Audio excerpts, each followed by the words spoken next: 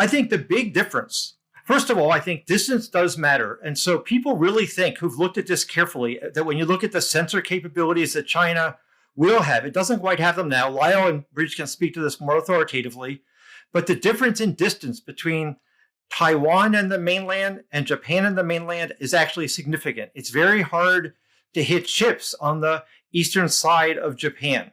Much easier to hit ships on the eastern side of Taiwan because of the difference between 100 and 200 miles. Putting that aside, I think the much bigger difference, and I know it's not quite how you frame the debate, which is it defensible? But on the issue of should we defend it, I agree with you, China is becoming more assertive.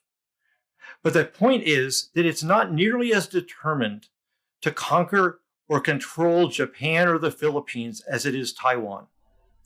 So the hierarchy is like this. There's no evidence suggesting they want to control or conquer Japan or the Philippines. Well, they might not want to. Zero Japan, evidence. May not want to conquer Japan at all. But if you take a sort of worst case assumption, there's no evidence of that. If you take it, they might want to some, but they don't want to very much. I mean, Lyle's taken the extreme position of not at all. So if you look at the risk, show me some evidence. We're on the same side. Extreme. I'm making your point. If you look at the risks with respect to Taiwan are much, much greater than the risk with respect to Japan, all else being equal, which is equally defensible. Look, I do think China's ambitions go far beyond Taiwan. China has specific irredentist ambitions towards Taiwan. It wants to incorporate it into the People's Republic. However, it also has broad ambitions. And I mean, I think it's ridiculous on its face for Dr. Goldstein to say there's no evidence of broader Chinese ambitions. Look at their 9-dash line in the South China Sea, which equates to essential control of one of the world's richest areas, and it's literal. We know you must care a lot about rocks and reefs, Bridge, but I don't think Americans are willing to sacrifice their lives for rocks and reefs.